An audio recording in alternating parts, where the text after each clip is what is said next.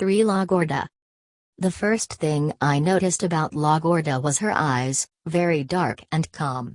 She seemed to be examining me from head to toe. Her eyes scanned my body the same way Don Juan's used to. In fact, her eyes had the same calmness and force. I knew why she was the best. The thought that came to my mind was that Don Juan must have left her his eyes. She was slightly taller than the other 3 girls.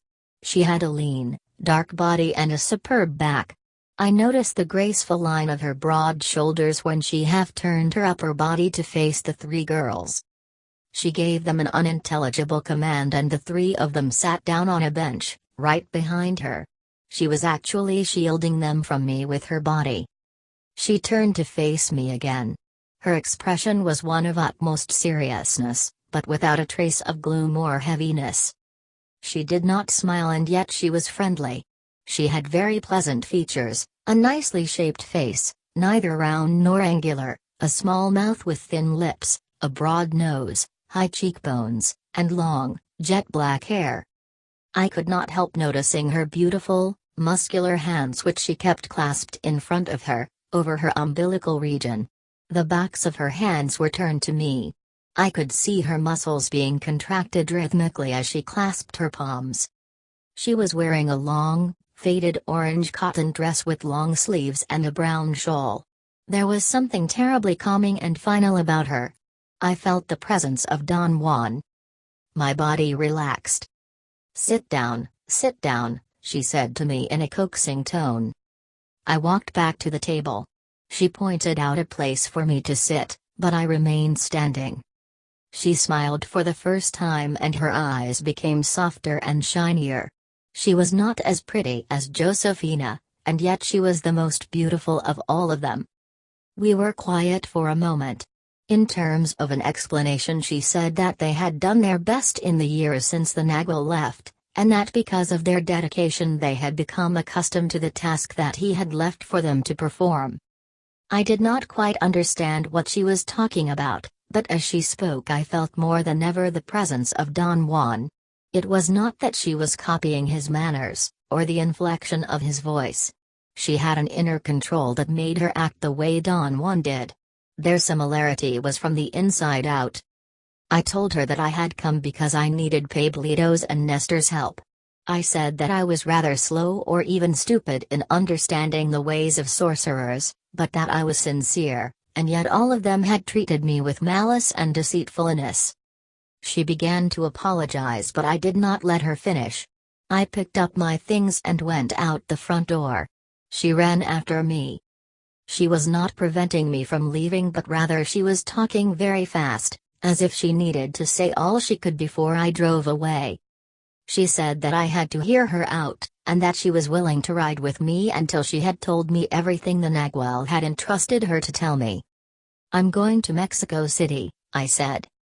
"I'll ride with you to Los Angeles if necessary," she said, and I knew that she meant it. "All right," I said just to test her, "get in the car." She vacillated for an instant, then she stood silently and faced her house. She put her clasped hands just below her navel. She turned and faced the valley and did the same movement with her hands. I knew what she was doing. She was saying goodbye to her house and to those awesome round hills that surrounded it. Don Juan had taught me that goodbye gesture years before. He had stressed that it was an extremely powerful gesture, and that a warrior had to use it sparingly. I had had very few occasions to perform it myself. The goodbye movement La Gorda was executing was a variant of the one Don Juan had taught me. He had said that the hands were clasped as in prayer, either gently or with great speed, even producing a clapping sound. Done either way, the purpose of clasping the hands was to imprison the feeling that the warrior did not wish to leave behind. As soon as the hands had closed in and captured that feeling, they were taken with great force to the middle of the chest, at the level of the heart. There the feeling became a dagger and the warrior stabbed himself with it, as if holding the dagger with both hands. Don Juan had told me that a warrior said goodbye in that fashion only when he had reason to feel he might not come back. La Gorda's goodbye enthralled me. "Are you saying goodbye?" I asked out of curiosity. Yes, she said dryly. Don't you put your hands to your chest? I asked. Men do that. Women have wombs. They store their feelings there.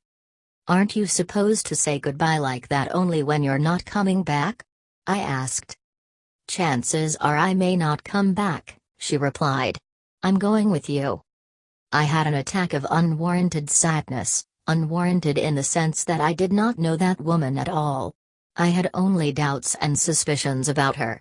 But as I peered into her clear eyes, I had a sense of ultimate kinship with her. I mellowed. My anger had disappeared and given way to a strange sadness. I looked around, and I knew that those mysterious, enormous, round hills were ripping me apart. Those hills over there are alive, she said, reading my thoughts. I turned to her and told her that both the place and the women had affected me at a very deep level, a level I could not ordinarily conceive. I did not know which was more devastating, the place or the women. The women's onslaughts had been direct and terrifying, but the effect of those hills was a constant, nagging apprehension, a desire to flee from them.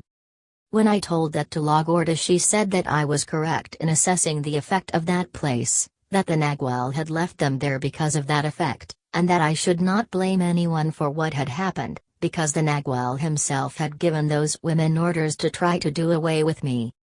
Did he give orders like that to you too? I asked. No, not to me. I'm different than they are, she said. They are sisters. They are the same, exactly the same. Just like Pablito, Nestor and Benigno are the same. Only you and I can be exactly the same. We are not now because you're still incomplete. But someday we will be the same, exactly the same. I've been told that you're the only one who knows where the Nagual and Gennaro are now, I said. She peered at me for a moment and shook her head affirmatively. That's right, she said. I know where they are. The Nagual told me to take you there if I can. I told her to stop beating around the bush and to reveal their exact whereabouts to me immediately. My demand seemed to plunge her into chaos. She apologized and reassured me that later on, when we were on our way, she would disclose everything to me. She begged me not to ask her about them anymore because she had strict orders not to mention anything until the right moment. Lydia and Josefina came to the door and stared at me. I hurriedly got in the car. LaGuardia got in after me, and as she did I could not help observing that she had entered the car as she would have entered a tunnel. She sort of crawled in. Don Juan used to do that. I jokingly said once, after I had seen him do it scores of times, that it was more functional to get in the way I did. I thought that perhaps his lack of familiarity with automobiles was responsible for his strange way of entering. He explained then that the car was a cave and that caves had to be entered in that fashion if we were going to use them. There was an inherent spirit to caves, whether they were natural or man-made, and that spirit had to be approached with respect. Crawling was the only way of showing that respect. I was wondering whether or not to ask LaGuardia if Don Juan had instructed her about such details, but she spoke first. She said that the Nagual had given her specific instructions about what to do in case I would survive the attacks of Donna Soledad and the three girls. Then she casually added that before I headed for Mexico City we had to go to a specific place in the mountains where Don Juan and I used to go, and that there she would reveal all the information the Nagual had never disclosed to me. I had a moment of indecision, and then something in me which was not my reason made me head for the mountains. We drove in complete silence. I attempted at various opportune moments to start up a conversation, but she turned me down every time with a strong shake of her head. Finally she seemed to have gotten tired of my trying and said forcefully that what she had to say required a place of power and until we were in one we had to abstain from draining ourselves with useless talk. After a long drive and an exhausting hike away from the road, we finally reached our destination. It was late afternoon. We were in a deep canyon. The bottom of it was already dark, while the sun was still shining on the top of the mountains above it. We walked until we came to a small cave a few feet up the north side of the canyon, which ran from east to west. I used to spend a great deal of time there with Don Juan. Before we entered the cave, La Gorda carefully swept the floor with branches, the way Don Juan used to, in order to clear the ticks and parasites from the rocks. Then she cut a large heap of small branches with soft leaves from the surrounding bushes and placed them on the rock floor like a mat. She motioned me to enter. I had always let Don Juan enter first as a sign of respect. I wanted to do the same with her, but she declined. She said I was the Nagual. I crawled into the cave the same way she had crawled into my car. I laughed at my inconsistency. I had never been able to treat my car as a cave. She coaxed me to relax and make myself comfortable. The reason the Nagual could not reveal all his designs to you was because you're incomplete, La Gorda said all of a sudden. You still are, but now after your bouts with Soledad and the sisters, you are stronger than before. What's the meaning of being incomplete? Everyone has told me that you're the only one who can explain that, I said. It's a very simple matter, she said. A complete person is one who has never had children. She paused as if she were allowing me time to write down what she had said. I looked up from my notes. She was staring at me, judging the effect of her words. I know that the Nagual told you exactly what I've just said, she continued. You didn't pay any attention to him and you probably haven't paid any attention to me, either.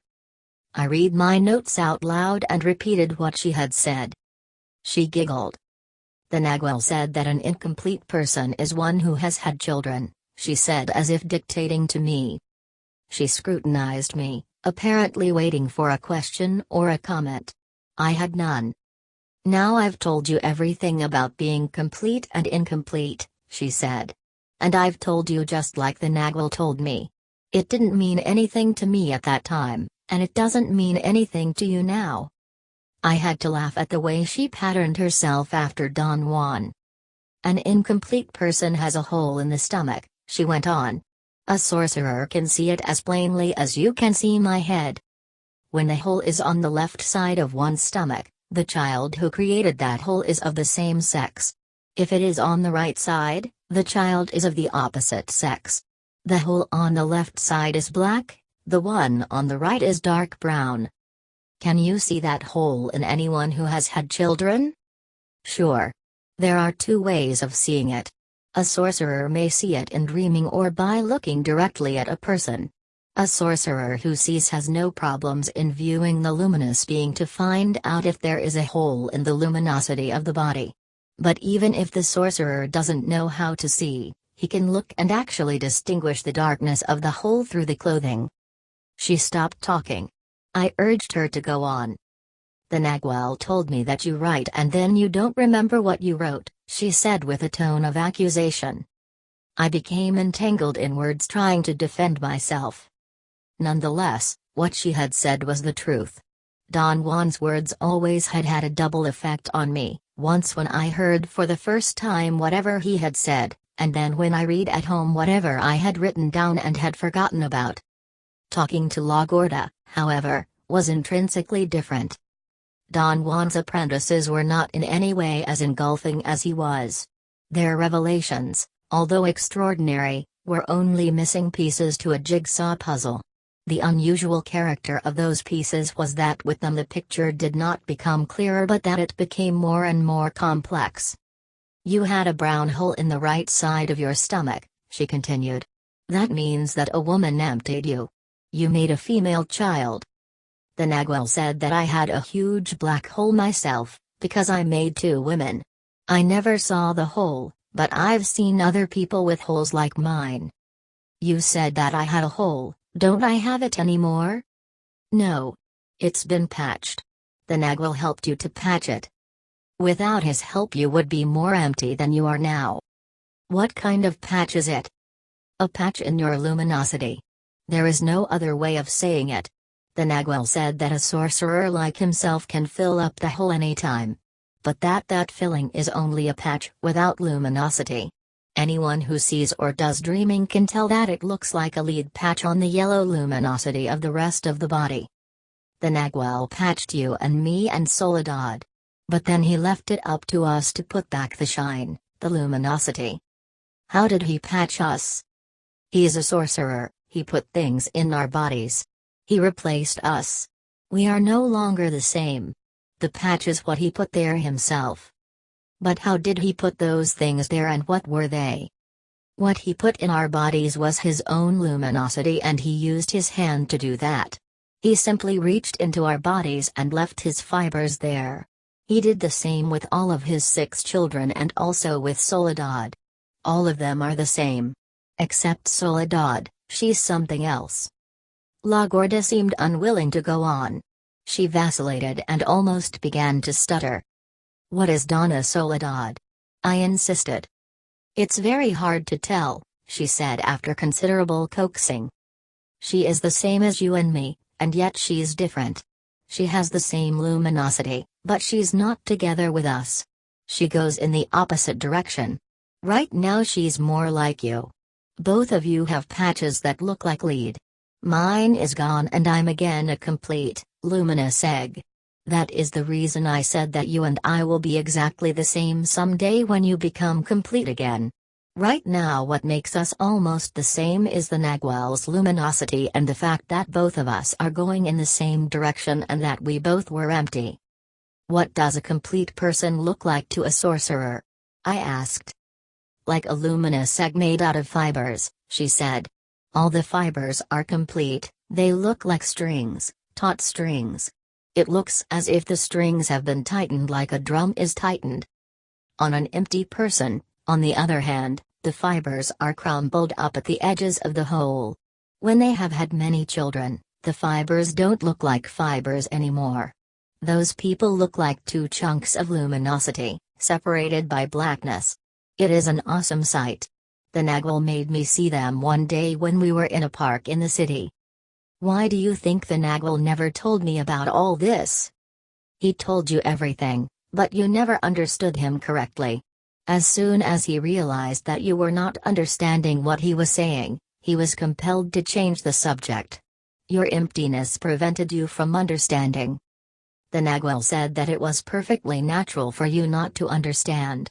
Once a person becomes incomplete, he's actually empty, like a gourd that has been hollowed out. It didn't matter to you how many times he told you that you were empty, it didn't matter that he even explained it to you. You never knew what he meant, or worse yet, you didn't want to know. La Gorda was treading on dangerous ground. I tried to head her off with another question, but she rebuffed me. You love a little boy and you don't want to understand what the Nagual meant, she said accusingly. The Nagual told me that you have a daughter you've never seen, and that you love that little boy. One took your edge, the other pinned you down. You have welded them together. I had to stop writing. I crawled out of the cave and stood up. I began to walk down the steep incline to the floor of the gully. La Gorda followed me. She asked me if I was upset by her directness. I did not want to lie. What do you think? I asked. You're fuming, she exclaimed and giggled with an abandon that I had witnessed only in Don Juan and Don Gennaro. She seemed about to lose her balance and grabbed my left arm. In order to help her get down to the floor of the gully, I lifted her up by her waist. I thought that she could not have weighed more than 100 pounds. She puckered her lips the way Don Gennaro used to and said that her weight was 115. We both laughed at once. It was a moment of direct, instant communication. Why does it bother you so much to talk about these things? She asked.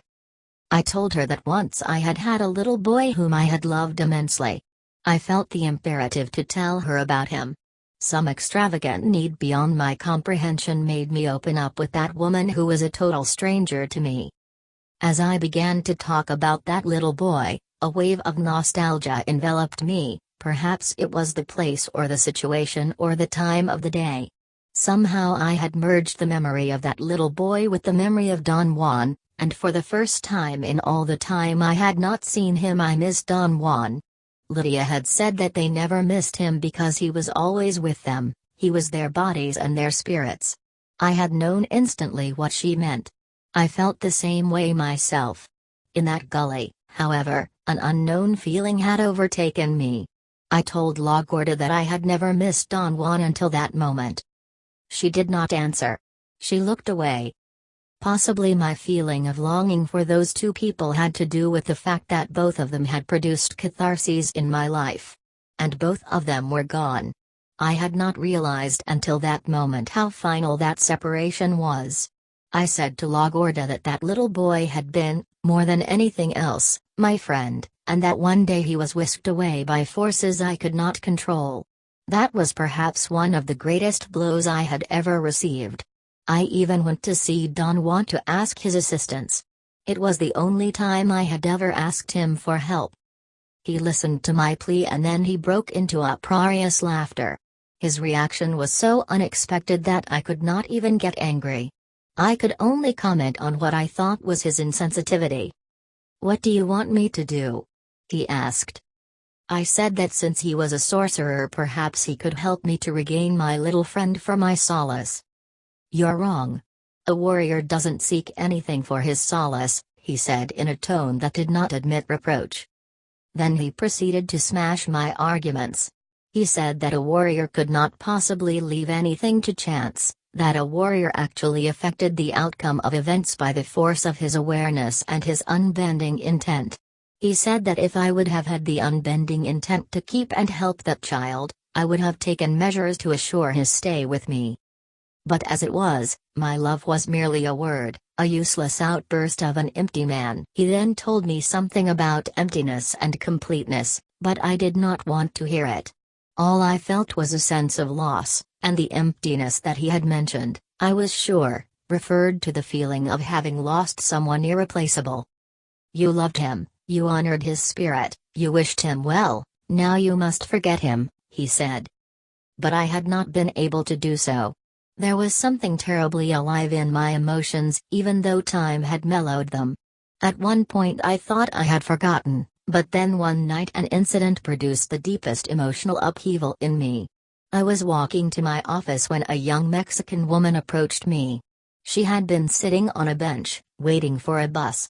She wanted to know if that particular bus went to a children's hospital. I did not know.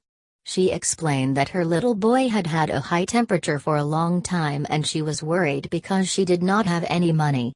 I moved toward the bench and saw a little boy standing on the seat with his head against the back of the bench. He was wearing a jacket and short pants and a cap. He could not have been more than 2 years old. He must have seen me, for he walked to the edge of the bench and put his head against my leg. "My little head hurts," he said to me in Spanish. His voice was so tiny and his dark eyes so sad that a wave of irrepressible anguish welled up in me. I picked him up and drove him and his mother to the nearest hospital. I left them there and gave the mother enough money to pay the bill. But I did not want to stay or to know any more about him. I wanted to believe that I had helped him, and that by doing so I had paid back to the spirit of man. I had learned the magical act of paying back to the spirit of man from Don Juan. I had asked him once, overwhelmed by the realization that I could never pay him back for all he had done for me, if there was anything in the world I could do to even the score. We were leaving a bank, after exchanging some Mexican currency. "I don't need you to pay me back," he said, "but if you still want to pay back, make your deposit to the spirit of man. That's always a very small account, and whatever one puts in it is more than enough." By helping that sick child I had merely paid back to the spirit of man for any help that my little boy may receive from strangers along his path. I told LaGuardia that my love for him would remain alive for the rest of my life even though I would never see him again. I wanted to tell her that the memory I had of him was buried so deep that nothing could touch it, but I desisted. I felt it would have been superfluous to talk about it. Besides, it was getting dark and I wanted to get out of that gully. "We better go," I said. "I'll take you home. Maybe some other time we can talk about these things again." She laughed the way Don Juan used to laugh at me. I had apparently said something utterly funny. "Why do you laugh, Gorda?" I asked. "Because you know yourself that we can't leave this place just like that," she said. "You have an appointment with power here. And so do I. She walked back to the cave and crawled in. Come on in, she yelled from inside. There is no way to leave. I reacted most incongruously. I crawled in and sat next to her again. It was evident that she too had tricked me. I had not come there to have any confrontations. I should have been furious. I was indifferent instead. I could not lie to myself that I had only stopped there on my way to Mexico City.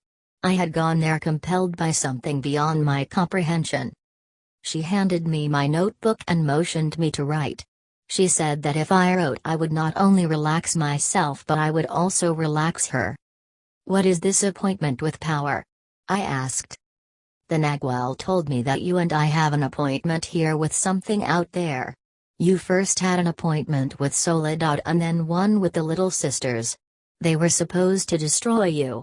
The Nagual said that if you survived their assaults I had to bring you here so that we together could keep the third appointment. What kind of appointment is it? I really don't know. Like everything else, it depends on us. Right now there are some things out there that have been waiting for you. I say that they have been waiting for you because I come here by myself all the time and nothing ever happens. But tonight is different. You are here and those things will come. Why is the Nagual trying to destroy me? I asked. He's not trying to destroy anybody. La Gorda exclaimed in protest. You are his child. Now he wants you to be himself. More himself than any of us. But to be a true Nagual you have to claim your power. Otherwise he wouldn't have been so careful in setting up Soledad and the Little Sisters to stalk you. He taught Soledad how to change her shape and rejuvenate herself. He made her construct a devilish floor in her room. A floor no one can oppose. You see, Soledad is empty, so the Nagual set her up to do something gigantic. He gave her a task, a most difficult and dangerous task, but the only one which was suited for her, and that was to finish you off. He told her that nothing could be more difficult than for one sorcerer to kill another. It's easier for an average man to kill a sorcerer or for a sorcerer to kill an average man, but two sorcerers don't fit well at all. The Nagual told Soledad that her best bet was to surprise you and scare you. And that's what she did. The Nagual set her up to be a desirable woman so she could lure you into her room, and there her floor would have bewitched you, because as I've said, no one, but no one, can stand up to that floor. That floor was the Nagual's masterpiece for Soledad. But you did something to her floor and Soledad had to change her tactics in accordance with the Nagual's instructions. He told her that if her floor failed and she could not frighten and surprise you, she had to talk to you and tell you everything you wanted to know. The Nagual trained her to talk very well as her last resource. But Soledad could not overpower you even with that. Why was it so important to overpower me? She paused and peered at me. She cleared her throat and sat up straight. She looked up at the low roof of the cave and exhaled noisily through her nose. Soledad is a woman like myself, she said. I'll tell you something about my own life and maybe you'll understand her. I had a man once. He got me pregnant when I was very young and I had 2 daughters with him. One after the other. My life was hell. That man was a drunkard and beat me day and night.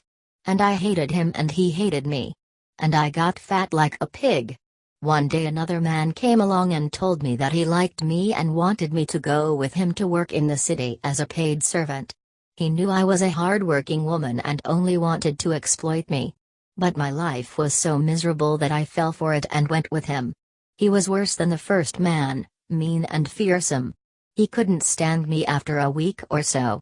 And he used to give me the worst beatings you can imagine. I thought he was going to kill me and he wasn't even drunk, and all because I hadn't found work. Then he sent me to beg on the streets with a sick baby. He would pay the child's mother something from the money I got. And then he would beat me because I hadn't made enough. The child got sicker and sicker and I knew that if it died while I was begging, the man would kill me. So one day when I knew that he was not there I went to the child's mother and gave her her baby and some of the money I had made that day. That was a lucky day for me. A kind foreign lady had given me 50 pesos to buy medicine for the baby. I had been with that horrible man for 3 months and I thought it had been 20 years. I used the money to go back to my home. I was pregnant again. The man had wanted me to have a child of my own, so that he would not have to pay for one. When I got to my hometown, I tried to go back to see my children, but they had been taken away by their father's family. All the family got together under the pretense that they wanted to talk to me, but instead they took me to a deserted place and beat me with sticks and rocks and left me for dead. La Gorda showed me the many scars on her scalp. To this day I don't know how I made it back to town. I even lost the child I had in my womb. I went to an aunt I still had. My parents were dead. She gave me a place to rest and she tended to me. She fed me, the poor soul, for 2 months before I could get up. Then one day my aunt told me that that man was in town looking for me. He had talked to the police and had said that he had given me money in advance to work and that I had run away, stealing the money after I had killed a woman's baby. I knew that the end had come for me. But my luck turned right again and I caught a ride in the truck of an American. I saw the truck coming on the road and I lifted my hand in desperation and the man stopped and let me get on. He drove me all the way to this part of Mexico. He dropped me in the city. I didn't know a soul. I roamed all over the place for days like a crazy dog, eating garbage from the street. That was when my luck turned for the last time. I met Pablito, with whom I have a debt that I can't pay back.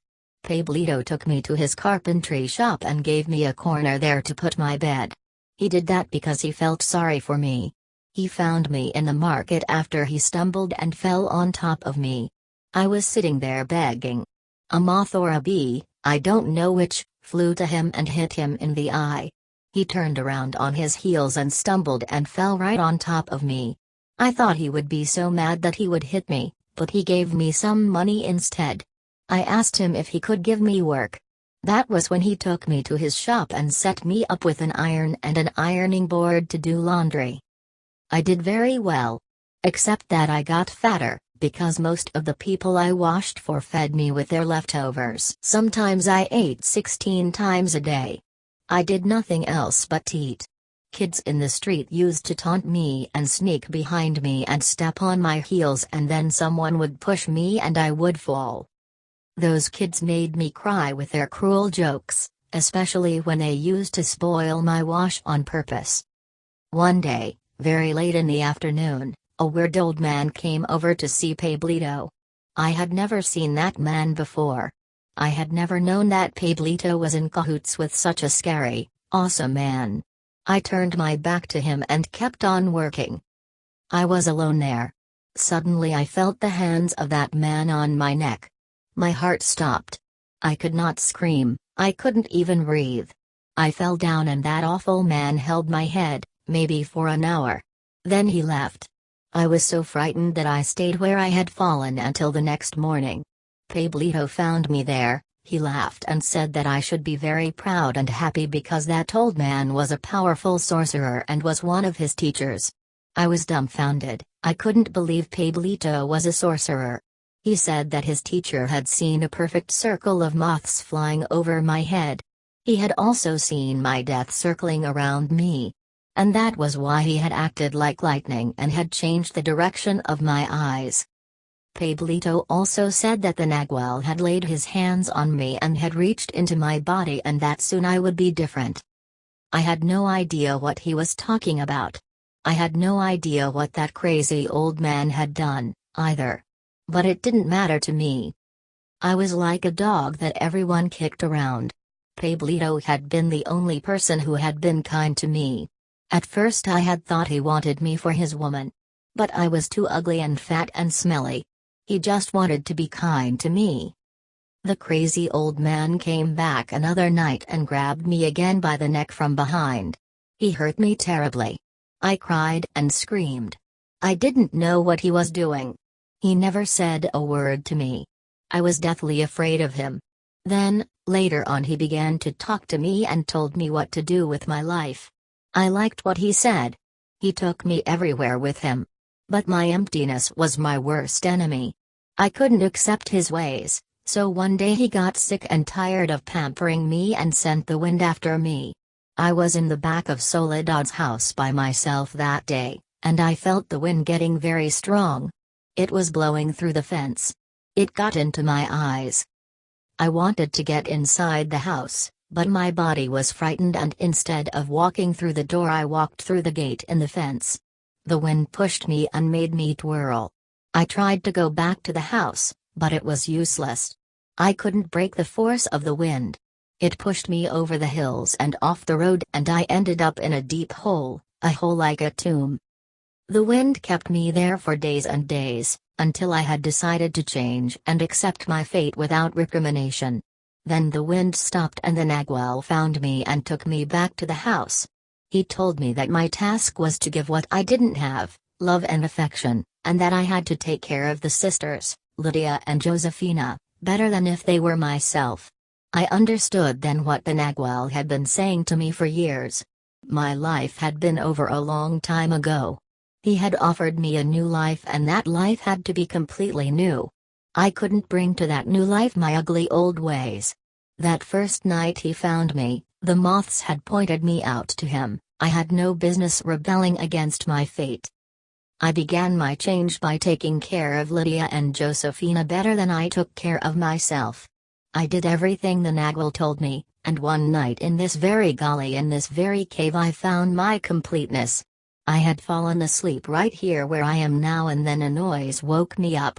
I looked up and saw myself as I had once been, thin, young, fresh. It was my spirit that was coming back to me. At first it didn't want to come closer because I still looked pretty awful. But then it couldn't help itself and came to me. I knew right then, and all at once, what the Nagual had struggled for years to tell me. He had said that when one has a child, that child takes the edge of our spirit. For a woman to have a girl means the end of that edge. To have had two as I did meant the end of me. The best of my strength and my illusions went to those girls. They stole my edge, the Nagual said, in the same way I had stolen it from my parents. That's our fate. A boy steals the biggest part of his edge from his father, a girl from her mother. The Nagual said that people who have had children could tell, if they aren't as stubborn as you, that something is missing in them.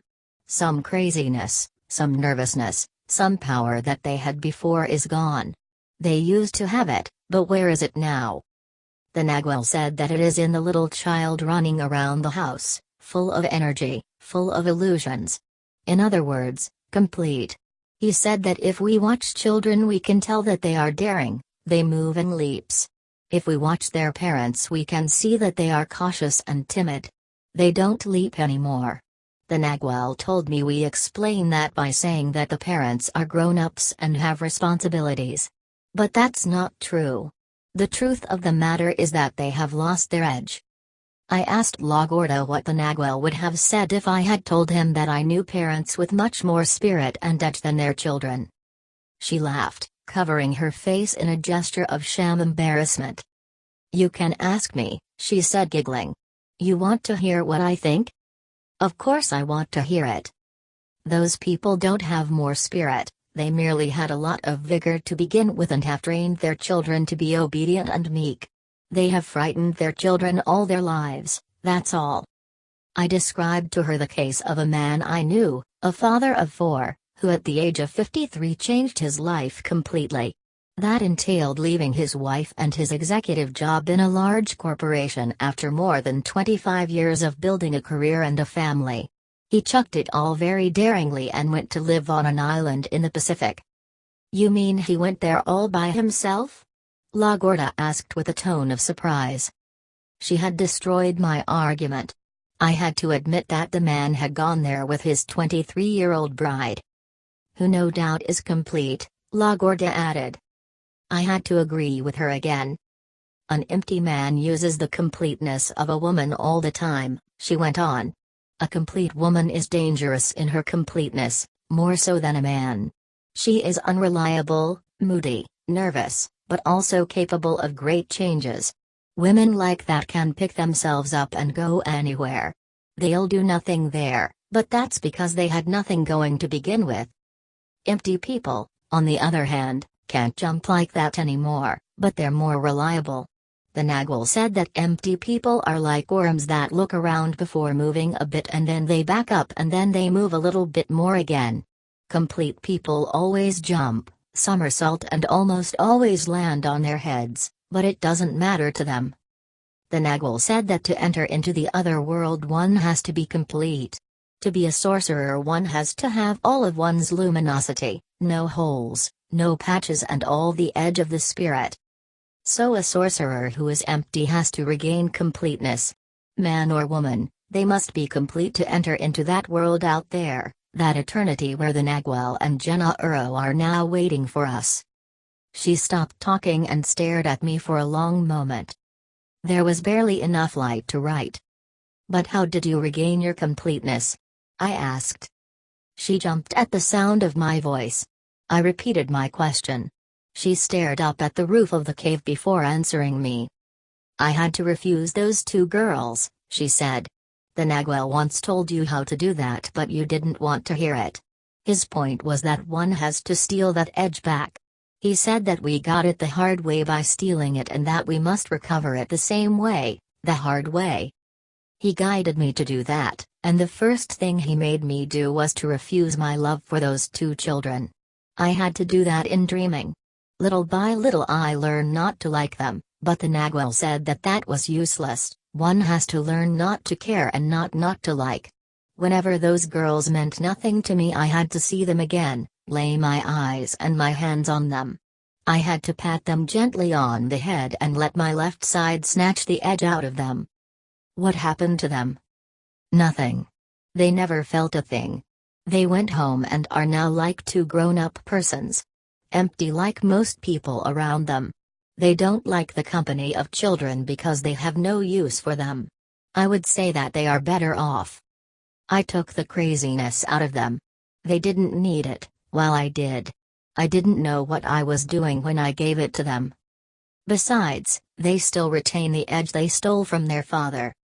The Nagwal was right, no one noticed the loss, but I did notice my gain. As I looked out of this cave I saw all my illusions lined up like a row of soldiers. The world was bright and new. The heaviness of my body and my spirit had been lifted off and I was truly a new being. "Do you know how you took your edge from your children?" "They are not my children. I have never had any. Look at me." She crawled out of the cave, lifted her skirt and showed me her naked body. The first thing I noticed was how slender and muscular she was. She urged me to come closer and examine her. Her body was so lean and firm that I had to conclude she could not possibly have had children. She put her right leg on a high rock and showed me her vagina. Her drive to prove her change was so intense that I had to laugh to bridge my nervousness. I said that I was not a doctor and therefore I could not tell, but that I was sure she must be right. "Of course I'm right," she said as she crawled back into the cave. "Nothing has ever come out of this womb." After a moment's pause she answered my question, which I had already forgotten under the onslaught of her display. "My left side took my edge back," she said. "All I did was to go and visit the girls. I went there 4 or 5 times to allow them time to feel at ease with me. They were big girls and were going to school. I thought I would have to fight not to like them, but the Nagwal said that it didn't matter, that I should like them if I wanted to. So I liked them. But my liking them was just like liking a stranger. My mind was made up, my purpose was unbending. I want to enter into the other world while I'm still alive, as the Nagwal told me. In order to do that I need all the edge of my spirit. I need my completeness. Nothing can turn me away from that world. Nothing." She stared at me defiantly. "You have to refuse both, the woman who emptied you and the little boy who has your love, if you are seeking your completeness. The woman you can easily refuse. The little boy is something else. Do you think that your useless affection for that child is so worthy as to keep you from entering into that realm?" I had no answer. It was not that I wanted to think it over. It was rather that I had become utterly confused. Soledad has to take her edge out of Pablito if she wants to enter into the Nagual, she went on. How in the hell is she going to do that? Pablito, no matter how weak he is a sorcerer. But the Nagual gave Soledad a unique chance. He said to her that her only moment would come when you walked into the house, and for that moment he not only made us move out into the other house, but he made us help her widen the path to the house, so you could drive your car to the very door. He told her that if she lived an impeccable life she would bag you, and suck away all your luminosity, which is all the power the Nagual left inside your body. That would not be difficult for her to do. Since she's going in the opposite direction, she could drain you to nothing. Her great feat was to lead you to a moment of helplessness.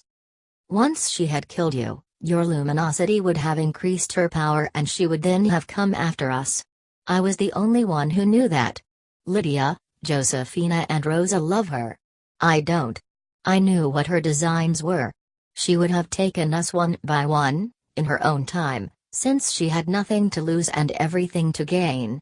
The Nagual said to me that there was no other way for her. He entrusted me with the girls and told me what to do in case Soledad killed you and came after our luminosity. He figured that I had a chance to save myself and to save perhaps one of the three. You see, Soledad is not a bad woman at all, she's simply doing what an impeccable warrior would do. The little sisters like her more than they like their own mothers. She's a real mother to them. That was, the Nagual said, the point of her advantage. I haven't been able to pull the little sisters away from her, no matter what I do. So if she had killed you, she would then have taken at least two of those three trusting souls. Then without you in the picture Pablito is nothing. Soledad would have squashed him like a bug. And then with all her completeness and power she would have entered into that world out there. If I had been in her place I would have tried to do exactly as she did. So you see, it was all or nothing for her. When you first arrived everyone was gone. It looked as if it was the end for you and for some of us. But then at the end it was nothing for her and a chance for the sisters. The moment I knew that you had succeeded I told the three girls that now it was their turn. The Nagual had said that they should wait until the morning to catch you unawares. He said that the morning was not a good time for you. He commanded me to stay away and not interfere with the sisters and to come in only if you would try to injure their luminosity. Were they supposed to kill me too? Well, yes. You are the male side of their luminosity. Their completeness is at times their disadvantage. The Nagual ruled them with an iron hand and balanced them, but now that he's gone they have no way of leveling off. Your luminosity could do that for them. How about you, Gorda? Are you supposed to finish me off too? I've told you already that I'm different. I am balanced. My emptiness, which was my disadvantage, is now my advantage. Once a sorcerer regains his completeness he's balanced, while a sorcerer who was always complete is a bit off. Like Gennaro was a bit off. But the Nagual was balanced because he had been incomplete, like you and me, even more so than you and me. He had 3 sons and 1 daughter. The little sisters are like Gennaro, a bit off. And most of the time so taught that they have no measure. How about me, Gorda? Do I also have to go after them? No. Only they could have profited by sucking away your luminosity. You can't profit at all by anyone's death. The Nagual left a special power with you, a balance of some kind, which none of us has. Can't they learn to have that balance? Sure they can. But that has nothing to do with the task the little sisters had to perform. Their task was to steal your power. For that, they became so united that they are now one single being. They train themselves to sip you up like a glass of soda. The Nagual set them up to be deceivers of the highest order, especially Josefina. She put on a show that was peerless. Compared to their art, Soledad's attempt was child's play. She's a crude woman. The little sisters are true sorceresses. 2 of them gain your confidence, while the third shocked you and rendered you helpless. They played their cards to perfection. You fell for it all and nearly succumbed. The only flaw was that you injured and cured Rosa's luminosity the night before, and that made her jumpy. Had it not been for her nervousness and her biting your side so hard, chances are you wouldn't be here now. I saw everything from the door. I came in at the precise moment you were about to annihilate them. But what could I do to annihilate them? How could I know that? I'm not you. I mean, what did you see me doing? I saw your double coming out of you. What did it look like? It looked like you, what else? But it was very big and menacing. Your double would have killed them. So I came in and interfered with it. It took the best of my power to calm you down. The sisters were no help. They were lost. And you were furious and violent. You changed colors right in front of us twice. One color was so violent that I feared you would kill me too. What color was it, Gorda? White, what else? The double is white, yellowish white, like the sun. I stared at her. The smile was very new to me. Yes, she continued, we are pieces of the sun. That is why we are luminous beings. But our eyes can see that luminosity because it is very faint. Only the eyes of a sorcerer can see it, and that happens after a lifetime struggle. Her revelation had taken me by total surprise. I tried to reorganize my thoughts in order to ask the most appropriate question. Did the Nagwal ever tell you anything about the sun? I asked. Yes. We are all like the sun, but very, very faint. Our light is too weak, but it is light anyway. But, did he say that the sun was perhaps the Nagwal? I insisted desperately. La Gorda did not answer. She made a series of involuntary noises with her lips. She was apparently thinking how to answer my probe. I waited, ready to write it down. After a long pause, she crawled out of the cave. I'll show you my faint light, she said matter-of-factly. She walked to the center of the narrow gully in front of the cave and squatted. From where I was, I could not see what she was doing, so I had to get out of the cave myself. I stood 10 or 12 feet away from her. She put her hands under her skirt, while she was still squatting. Suddenly, she stood up. Her hands were loosely clasped into fists. She raised them over her head and snapped her fingers open. I heard a quick, bursting sound and I saw sparks flying from her fingers. She again clasped her hands and then snapped them open, and another volley of much larger sparks flew out of them. She squatted once more and reached under her skirt. She seemed to be pulling something from her pubis. She repeated the snapping movement of her fingers as she threw her hands over her head, and I saw a spray of long, luminous fibers flying away from her fingers. I had to tilt my head up to see them against the already dark sky. They appeared to be long, fine filaments of a reddish light. After a while they faded and disappeared.